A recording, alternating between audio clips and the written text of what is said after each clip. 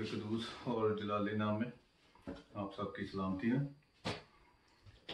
आए हम आज का कलाम जो खुदावंद ने हमारी रहनुमाई के लिए हमें दिया और उसके बारे में जानते हैं।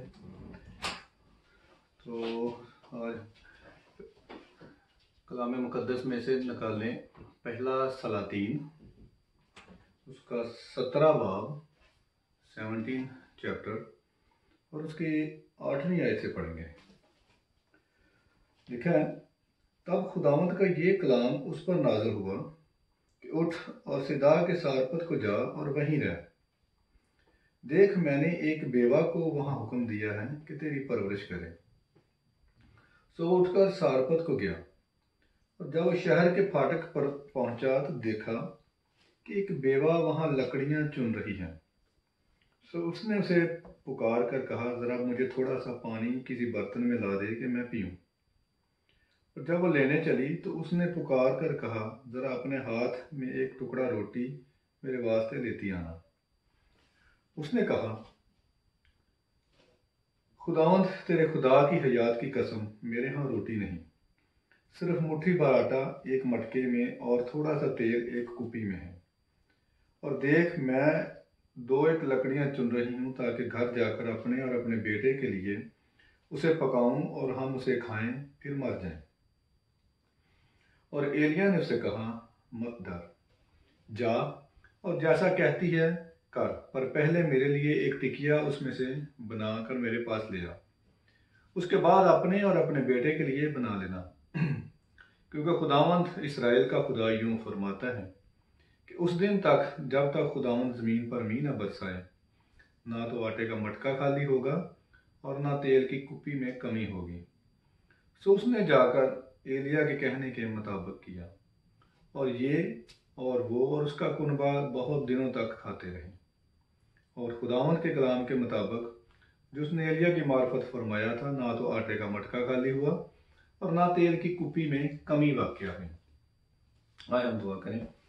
कुदूस है मेहरबान बाप, हम तेरा शुक्र करते हैं, तू जो दिलों और गुर्दों का जांचने वाला है, तू जो गहरे और पोशीदा राज खोलता है। हम तेरा शुक्र करते हैं इस कलाम पाक के लिए जो तूने हमें दिया। खुदावंद इसको समझने की खुदावंद रूह आकर और खुदावंद ताकि हम सब तेरे कलाम को मिलकर जान सकें और तेरे प्यार को समझ सकेंगे। तू हमसे कितना प्यार करता है।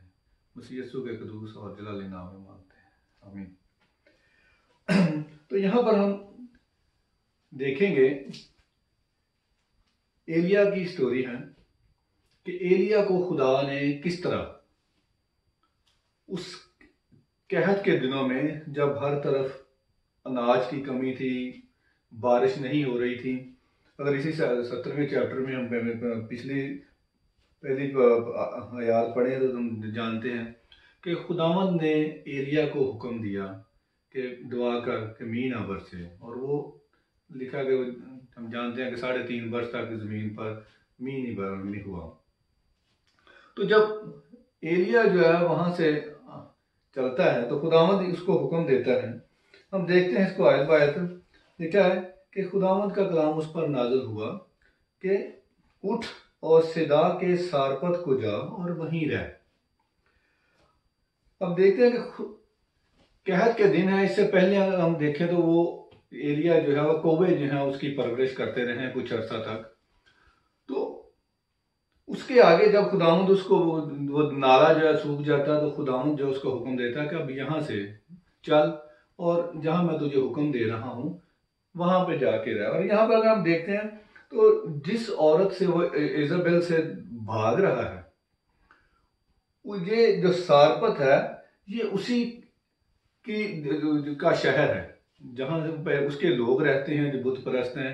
ये यहूदियों का इलाका नहीं है, ये गैर कौमों का इलाका है जहाँ पे खुदावंद ने उसको हुक्म दिया कि वहां जाके रह। तो खुदावंद ने क्या कहता है उसको कि उठ और जा और रह। खुदावंद ने उसको 3 हुक्म दिए हैं यहाँ पर कि उठ यहाँ से जहाँ पर तू कंफर्टेबल होकर रह रहा है कि अब मेरे कौवे जो है वो मेरी खुराक पहुंचा रहे हैं, मैं आराम से खा रहा हूँ। खुदावंद कहता है कि अब क्योंकि यहाँ पर वो नाला सूख गया, पानी की जगह नहीं है पीने के लिए, तो इसलिए उठ यहाँ से। तो उठ के कहता है कि जा जहां पर मैं तुझे कह रहा हूं वहां पे जाके रहा।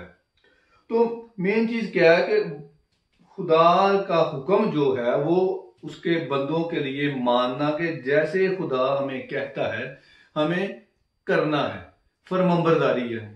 कि जो अब हम खुदा के लोग जो हैं, खुदा की फरमंबरदारी करना उनके लिए जरूरी है कि जैसे खुदा ने मुझे बोला है, जैसे कहा है, जैसे खुदा का हुक्म है, मैंने वैसे ही करना है।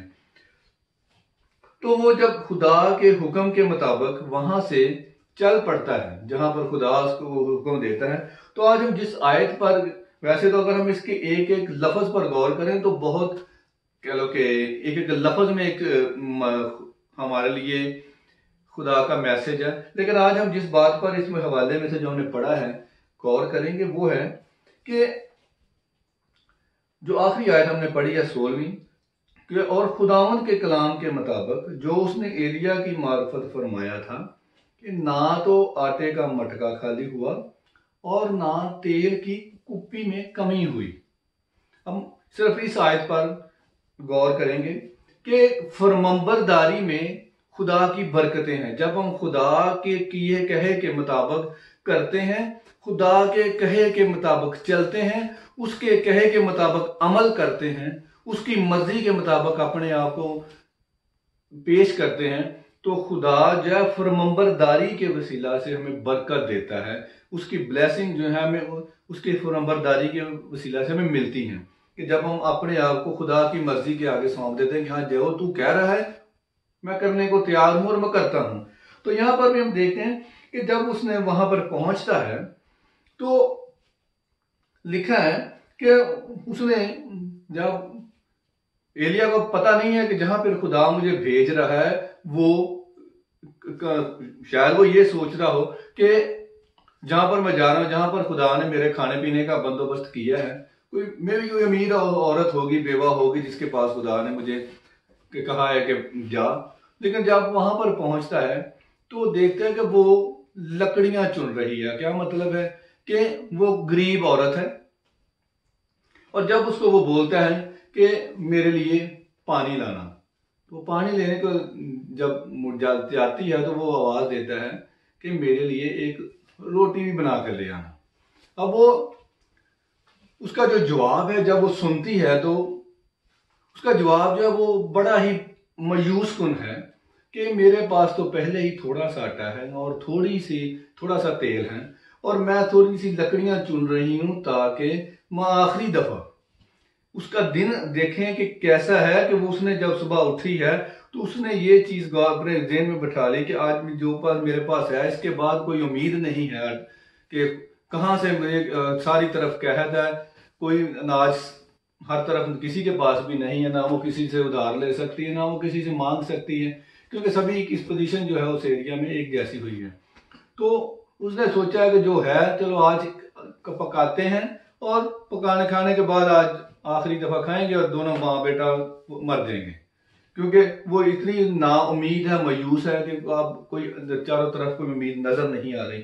तो जब उसने एलिया उसे बोलता है कि मेरे लिए भी रोटी लाना, तो वो बड़े डेस्परेटली मायूसी के साथ उसको बोलती है कि मेरे पास नहीं है, थोड़ा सा आटा है और थोड़ा सा तेल है, वो जो मैंने अपने और अपने बेटे के लिए रोटी पकानी है और इसके बाद हमने खा के मर जाना है, क्योंकि हमारे पास और कुछ है ही नहीं। लेकिन एलिया उसे कहता है कि जा, जैसा तूने कहा है कर, लेकिन पहले मेरे लिए एक रोटी बना ला। अब उस औरत की फरमंबरदारी देखें कि उसने, उसके दिल में खुदा ने डाला कि गो के तेरे पास यही आटा है। उसने कहा कि मरना तो अब है ये, चलो ये खुदा का बंदा जो कह रहा है इसको उसने अपने आप के उसके पास जो है उसने खुदा के आगे पेश कर दिया। खुदा के कहे के मुताबिक उसने कहा कि खुदावंद ये कहता है कि ना तो आटा कम होगा ना तेल तेरा कम होगा। अब वो गौर करें कि वो यहूदी औरत नहीं है, खुदा के चुने हुए लोगों में से वो औरत नहीं है। जो गौर करने वाली बात है वो यहाँ पर यह है कि जिस औरत को वो खुदावंद का नाम लेके कह रहा है वो औरत खुदा को नहीं जानती, वो किसी देवता को परस्तिश करती है। खुदा उसके लिए नाम है कि इसराइली जो है, जो इब्रानी है, वो किसी खुदा को मानते हैं। तो उसने जब एलिया खुदा का नाम लेकर उसको बोलता है तो वो यकीन करती है और इतना करती है कि चाहे चलो मैंने मरना ही है, आखिरी खाना, चलो उसमें से मैं एक रोटी इसको भी दे देती हूँ। लेकिन बात यहां पर गौर करने वाली देखें कि जब उस औरत ने उस थोड़े में से खुदा के आगे, खुदा के नाम के लिए, जब उसने खुदावंद का नाम लिया कि खुदावंद यूं कहता है, और उसने खुदा पे ट्रस्ट किया और उसने कहा कि ना चाहते हुए भी उसने वो एक रोटी जो है उसके लिए लेकर गई। तो वहां पर हम देखे हैं जब उसने खुदा के कहे के मुताबिक, हुक्म के मुताबिक फरमाबरदारी की, तो उसका नतीजा क्या निकलता है कि ना तो आटा कम हो रहा है ना तेल। खुदावंद ने ये कहा है। जैसे हम बाइबल में और भी ऐसी मिसालें देखते हैं कि जहां खुदावंद ने अपने लोगों को कहा और वैसा ही हुआ, क्योंकि खुदावंद जो है अपने लोगों के लिए, जो खुदा के चुने हुए लोग हैं, जो खुदा पर यकीन करते हैं, उनके लिए कभी भी कमी नहीं होने देता, उनको हर हाल में वो संभालता है। जैसे जबूर में अगर हम देखें, जबूर 37 में लिखा, 18-19 आयत में देखें अगर, तो लिखा है कामल लोगों के अयाम को खुदावंद जानता है, उनकी मिरास हमेशा के लिए होगी, वो आफत में शर्मिंदा ना होंगे और काल के दिनों में आसूदा रहेंगे। और इसी जबूर में अगर 25वीं आयत देखें, 37 जबूर में, तो दाऊद नबी फरमाता है कि मैं जवान था और अब बूढ़ा हूं, तो भी मैंने सादक को बेकस और उसकी औलाद को टुकड़े मांगते नहीं देखा। तो यहां पर भी हम देखते हैं कि खुदावंद फरमा रहे हैं दाऊद के मार्फत कि खुदा जो है वो अपने लोगों की टेक केयर करता है, उनकी जरूरतों को जानता है और पूरा करता है, क्योंकि वो जिंदा खुदा है, वो बुत नहीं है, वो जिंदा खुदा है। वो हमारी जरूरतों को, हमारी फीलिंग्स को जानता है कि हमें किस चीज वक्त किस चीज की जरूरत है। तो एलिया की जरूरत को पूरा करने के लिए, जब एलिया खुदा का बंदा है, उसको नबी है उसका, तो खुदा उसको कहत में भी संभाल रहा है। उसके खाने का बंदोबस्त अगर आप देखें तो पहले कौवे जो हैं वो उसकी खिदमत कर रहे हैं और कुछ अर्सा तक वो करते हैं। उसके लिए एक बेवा जो एक बिल्कुल बेहाल है, जो मरने के लिए, जिसने अपने आप को लिए आखिरी दिन चुन लिया कि आज मैंने खाना है आखिरी दफा और मर जाना है, और खुदा उस कह लो कि पस्त हाली में उस बेवा को चुनता है कि उस नबी की खिदमत करे। अब उस नबी की भी फरमाबरदारी देखें कि उसने खुदा के कहने के मुताबिक चल पड़ा, और इस औरत की भी फरमाबरदारी है कि उसने खुदावंद के कहे के मुताबिक अपना आप आगे रख दिया। इसी तरह अगर आप देखें बनी इसराइल की स्टोरी में, पुराने अहदनामा में देखते हैं, तो इस्तिस्ना की किताब में लिखा है कि जब बनी इसराइल जो बियाबान में सफर कर रहे थे इस मिस्र की गुलामी से निकलने के बाद, तो 8 बाब और 4 आयत में अगर देखें तो लिखा उन 40 वर्षों में, खुदावंद कहता है कि उन 40 वर्षों में ना तो तेरे तन पर तेरे कपड़े पुराने हुए और ना तेरे पांव सूजे। तो खुदावंद उनको 40 वर्ष तक उनकी टेक केयर करता रहा, ना तो उनके कपड़े पुराने हो रहे हैं, ना उनके पांव जो हैं वो सूजे हैं, उनके जूते जो हैं वो भी उनके साथ साथ बढ़ रहे हैं। तो खुदावंद उनकी टेक केयर कर रहे, इसलिए इसी तरह खाने के बारे में भी अगर देखें तो खुदावंद उनको 40 वर्ष तक बियाबान में मन खिलाता रहा, कि खुदावंद ने उनकी जरूरत के मुताबिक जब उन्होंने खुदा से फरियाद की तो खुदावंद ने लिखा कि उन्होंने खुदा आसमान से रोटी भेजी, उन्होंने मन दिया तो खुदावंद उनकी जरूरत को पूरा करता रहा। तो इसी तरह हम देखते हैं कि लिखा है कि ना तो आटे का मटका खाली हुआ और ना तेल की कुप्पी में कमी हुई। अब बात यहां पर देखने वाली ये है कि जब उसने रोटी जाके दी तो मौजज़ा ये नहीं हुआ कि जो आटे का जो ड्रम है या थैला है वो भर गया हो, वो भरा नहीं है, वो जितना था उतना ही रहा। यहां पर गौर करने वाली जो यही बात है कि ना तो तेल की कुप्पी जो है, जितना भी वो जिसमें भी उसने डाला है उस औरत ने, वो भरा नहीं है कि उसने देखा तो वो भर गया, नहीं, मौजज़ा ये नहीं हुआ कि वो भर गया, बल्कि लिखा कि वो खाली नहीं हुआ, ना तेल ना आटा। अब अगर हम यहां पर देखें बाइबल में, अगर हम इसकी डेफिनेशन देखें कि तेल और आटा जो है किस चीज की का सिंबल है, किस चीज को पेश करता है। अगर हम देखें, हम सब जानते हैं कि जो तेल है वो दौलत की निशानी है। अगर इसके लिए इब्रानी वर्ड जो यूज हुआ है वो है शीमन, SHEMEN, जिसका मतलब है जो दौलत का सिंबल है, कि दौलत की निशानी है। और फिर यहां अगर हम बाइबल में और देखें तो जो तेल है वो मसा करने के लिए भी इस्तेमाल होता है, वो चिराग जलाने के लिए भी इस्तेमाल होता है। तो जो तेल है वो रोशनी की निशानी है, दौलत की निशानी है, और मसा करने के लिए भी यूज होता है। इसी तरह अगर हम आटा देखें तो अहबार की किताब 2 बाब और उसकी पहली आयत में देखें तो लिखा है, और अगर कोई खुदावन के लिए नजर की कुर्बानी का चढ़ावा लाए तो अपने चढ़ावे के लिए मैदा ले और उसमें तेल डालकर उसके ऊपर लुबान रखे। ठीक है, तेल और आटा जो है वो चढ़ावे के लिए भी इस्तेमाल होता है, और जो आटा है वो हमारी जिंदगी की निशानी है। जैसे यीशु मसीह ने भी कहा कि जो जिंदगी की रोटी मैं हूं। रोटी किससे बनती है? आटे से।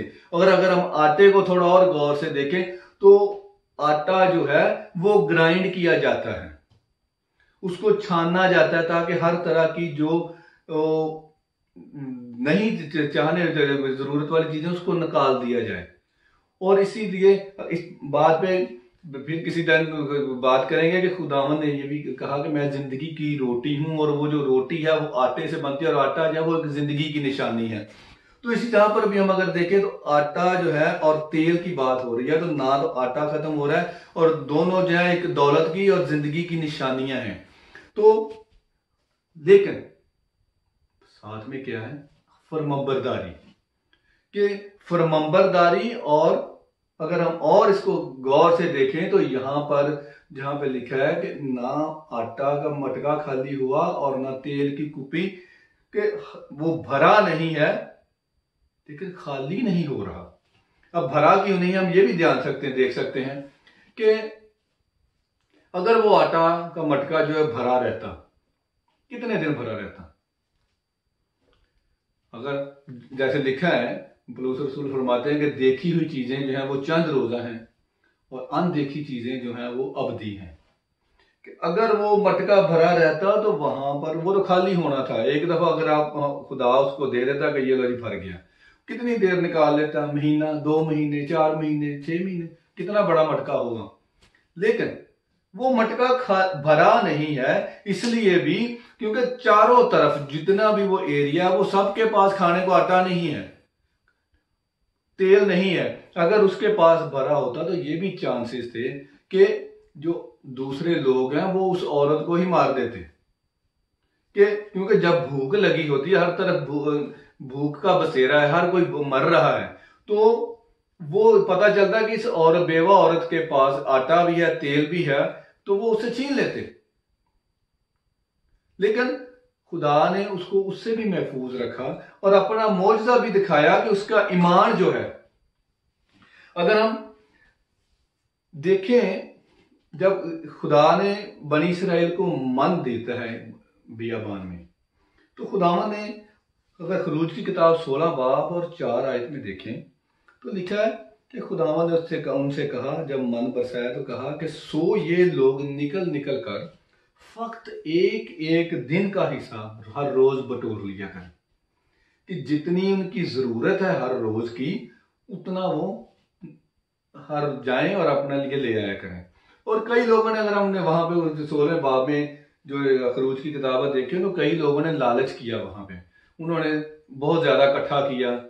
तो लेकिन लिखा है वहां पे कि जिसने ज्यादा जमा किया उसका कुछ ज्यादा ना निकला, और जिसने कम जमा किया उसका कुछ कम ना निकला। कि खुदा ने उसमें बरकत दी थी, खुदा की बरकत उसके साथ शामिल थी।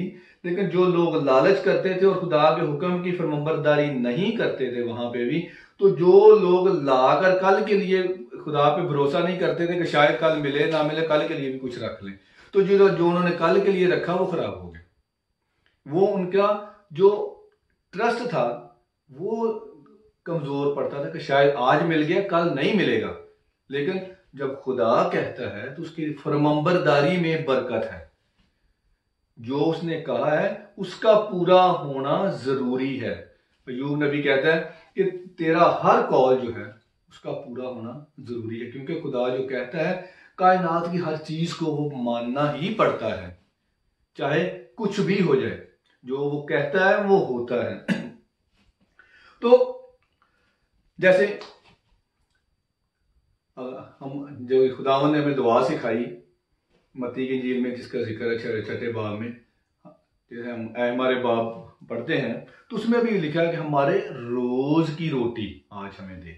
खुदावंद यीशु खुद फरमाते हैं कि हमारे रोज की रोटी, क्या मतलब है कि जितनी मेरी जरूरत है, जितना मुझे दरकार है, वो मुझे हर रोज दे। और उस पर मैं कल, आज उसने मुझे दिया और कल मैं उस पर ट्रस्ट करूं कि कल भी वो देगा, परसों भी देगा।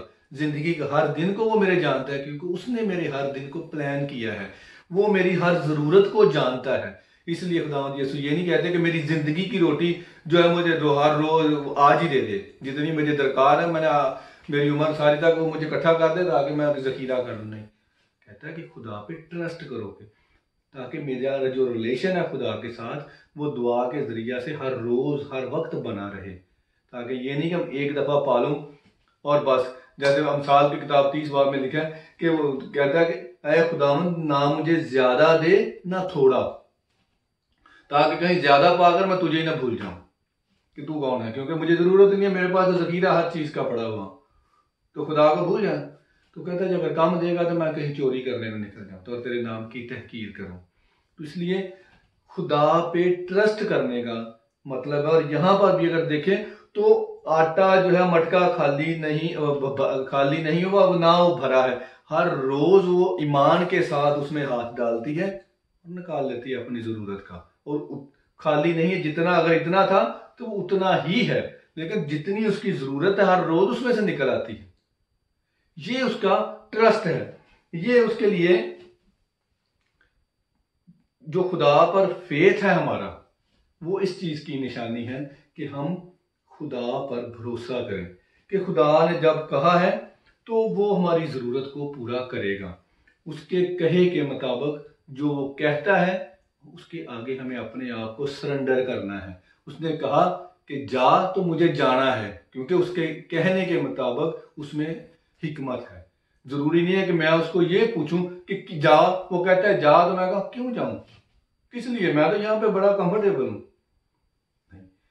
हमें खुदा की फरमाबरदारी करनी है। अगर वो कहता है, क्योंकि वो मेरे एक एक दिन को जानता है, वो आज को भी जानता है, मेरे गुजरे कल को भी जानता है और आने वाले कल को भी जानता है कि मुझे कल किस चीज की जरूरत है।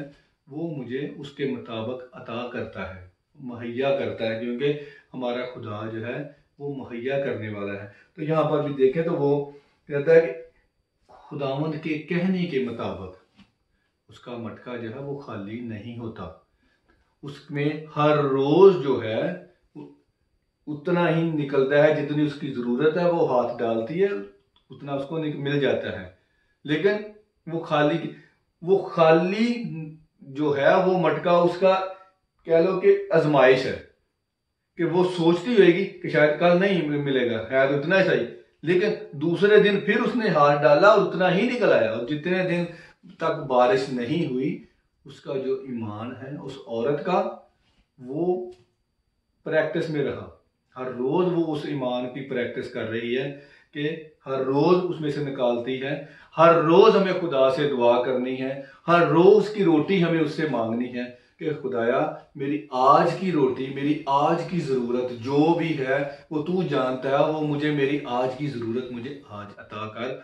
और वो अता करता है, क्योंकि हमारा कनेक्शन उसके साथ हर रोज कंटिन्यूसली रहना चाहिए। ये खुदा हमसे कहना चाहता है कि हमें खुदा पे ट्रस्ट करना है, क्योंकि मुहैया करने वाली जात जो है वो खुदा की है।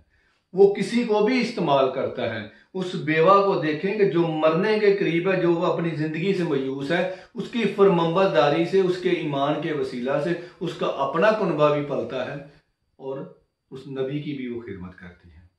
और उस नबी ने खुदा के कहने के मुताबिक वहां से चल कर सारपत तक पहुंचा और उसकी फरमाबरदारी है कि उसने खुदा के कहे के मुताबिक अमल किया।